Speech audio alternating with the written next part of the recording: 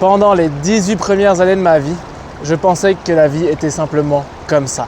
On ne pouvait rien y changer. Tu étais né dans cette famille, tu étais de cette classe sociale, tu auras un travail classique, bref, une vie classique. En vrai, je dis ça, mais une partie de moi que j'avais enfouie pendant mon enfance savait déjà que tout est possible. Je sais pas où est-ce qu'on va et quand est-ce qu'on se perd. Mais je sais qu'avec du courage et un peu de rêve, on peut colorier des HLM. Il m'a simplement fallu du temps pour la retrouver. Et une fois que c'était fait, du temps pour comprendre que c'était moi qui avais changé mon monde. Dans la vie, tu as deux choix. Réagir ou agir. La plupart des gens prennent le premier. C'est le plus simple. Tu n'as aucune responsabilité sur ta vie. Il se passe ça, tu fais ça. Quelque chose t'énerve, tu te mets en colère. Il pleut, tu es triste. Il fait beau, tu es content. Tu ne fais que réagir à la vie. Tu ne prends aucune responsabilité.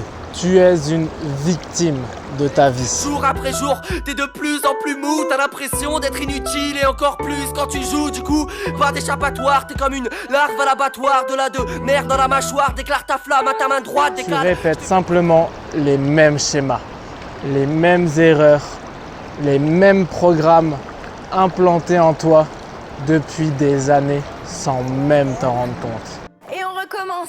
Une soirée de plus qui est passée et on recommence. On tape des barres, on cache des larmes et on recommence.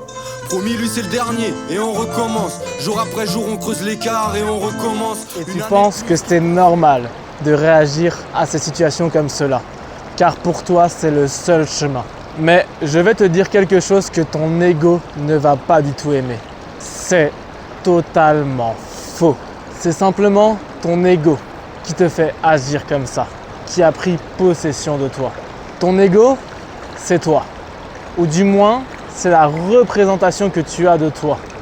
C'est tout ce que tu as vécu dans ta vie qui fait qu'aujourd'hui, tu penses comme ceci et tu agis comme cela. Et tu es complètement sous son emprise. Seulement, il y a une deuxième voie. Malgré le fait que ton ego bloque tous les passages, elle trouve toujours un moyen d'arriver jusqu'à toi. Mais tu peux pas t'empêcher de perdre pied, non. Parce qu'au plus tu les repousses, au plus ces questions viennent te chercher. Elle te dit que tu pourrais être plus, que tu peux mieux faire, que tu dois avancer, évoluer vers l'inconnu et que ta vie ne peut pas rester comme ça. Cette voix, c'est celle de ton âme, l'opposé de ton ego. Regarde-nous dans les signes, il parle mieux que nos visages. Ici on t'allume juste pour écouter ton âme. Ton âme veut que tu progresses, que tu évolues constamment. Quand ton ego, lui, veut que tu restes le même. Aucun des deux n'est mauvais. Ton ego cherche simplement à te protéger. Faire de nouvelles choses, c'est s'exposer au danger, à la souffrance, aussi bien physiquement que mentalement. Je suis né sous les tours où les enfants s'élèvent tout seuls. On a mangé des coups qu'on digère, on recrache de la douceur. Le petit full seum, viens voir 2 minutes en bas, on va te montrer c'est que dans la tête la douleur. Mais surtout, ça fait peur. Et la peur n'est pas une émotion agréable. Et si tu n'avais pas d'ego, tu n'aurais pas de personnalité. Sauf que ton ego cherche à maximiser le plus possible ton plaisir. C'est pour ça que tu scrolles toute la journée, que tu regardes des séries, de la pornographie, à ne plus voir le temps passer. T'es qu'un branleur, tu penses qu'à te toucher la bite. Tu sèches les cours pour aller t'acheter des cartes à jouer Magic. T'es même pas bon dragueur, tu te frottes sur des pneumatiques. Toujours fatigué parce que tu te tapes des queues la nuit. Puis par principe tu te réveilles, mais t'es tout le temps avachi. Souvent de 7 à 7 tu bailles parce que la vie c'est pas facile. Car ces actions libèrent de la dopamine, l'hormone du plaisir. Et lorsque tu arrêtes de le faire, tu y retournes directement. Car dans ta tête, niveau plaisir, ça fait une belle descente en montagne russe. À force d'avoir du plaisir facilement, constamment, lorsque tu veux faire quelque chose de plus difficile, qui ne relâche pas du plaisir instantané, quelque chose qui te fera progresser sur ta vie, tu n'arrives pas à te concentrer dessus. Simplement parce que cette chose est difficile et ne t'apporte aucun plaisir sur le moment. Et c'est totalement débile de faire ça, sachant que tu pourrais faire quelque chose qui t'apporte du plaisir instantanément, sans aucun effort. Dans le talus, toi, t'as pas la flemme, non, vas-y, lève-toi vite. Si tu veux pas voir les petits faire ce que t'imagines et réussir. Mais une chose que beaucoup trop de gens oublient, c'est que le plaisir n'est pas en corrélation avec le bonheur. Et tu le sais au plus profond de toi.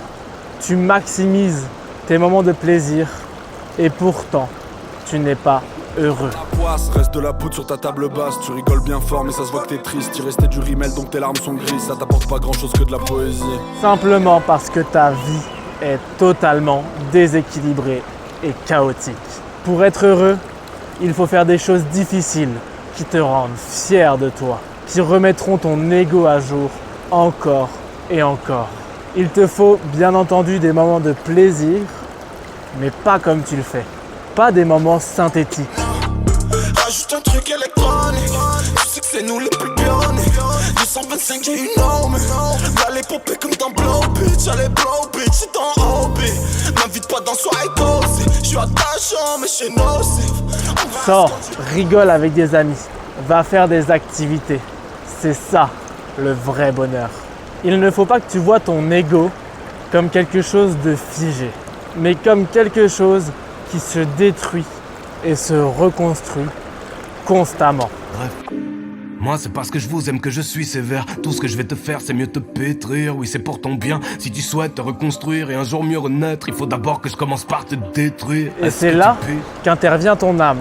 C'est elle qui te pousse à sortir de ta zone de confort, à faire des choses qui te font peur, des choses difficiles, qui mettront ton ego à jour. On pourrait voir ces deux entités comme totalement contradictoires. Seulement, elles sont complémentaires. L'une n'existerait pas sans l'autre. Voici la preuve que l'on est tous seuls. Puisque c'est bien ce que traduisons. Lorsqu'une âme s'exprime vraiment, elle nous fait tous peur. Ceci est la logique d'une contradiction. Mais c'est bien beau, Aubin, tout ça. Mais comment je fais, moi, pour façonner mon monde? Eh bien, ce n'est pas compliqué. Tu prends un carnet et un crayon et tu commences à lister toutes les choses que tu détestes de toi. Tout ce que tu ne veux pas, que tu ne veux plus faire. Sois totalement honnête avec toi-même. Pose ton ego de côté, écris avec ton âme sans prendre aucune pincette. Mets pause sur la vidéo et fais-le maintenant. Tu viens de créer ton antivision. Maintenant que c'est fait, ce sera beaucoup plus facile de savoir ce que tu veux faire, comment tu veux être, à quoi tu veux ressembler, la personne de tes rêves. Fais le même exercice, mets pause sur la vidéo et liste tout ça dans le moindre petit détail, le plus loin possible, que tu puisses vraiment le visualiser. Tu viens de créer ta vision. Tu viens d'imaginer ton calque. Un nouveau logiciel avec de nouveaux programmes. Seulement, ces programmes ne s'installeront pas tout seuls, car ton espace est déjà saturé. Il va falloir que tu supprimes les anciens programmes pour les remplacer par les nouveaux. C'est maintenant que je vais pouvoir me sauver. Maintenant que je sais que le bonheur est un choix. Asseyez-vous bien profondément sur vos trophées. Car entre moi et moi, c'est toujours moi qui vaincra. Pour ça, il n'y a rien de compliqué. Lorsque tu vas faire une action qui ne te rend pas fier de toi, où tu doutes, tu vas en prendre conscience. Et là, tu vas te poser cette question. Que ferait cette personne à ma place? Elle t'indiquera toujours le bon chemin. J'ai la flemme d'aller m'entraîner. Attends, que ferait cette personne à ma place? Elle irait s'entraîner. Très bien, j'y vais. Fais chier, il pleut. Wait a minute. Que penserait cette personne à ma place? Il pleut, ça arrosera les plantes, ça remplira les rivières, il y aura moins de monde au parc, c'est super. Fuck, je suis encore tombé dans le même piège. Stop. Que ferait cette personne à ma place? Le passé est passé.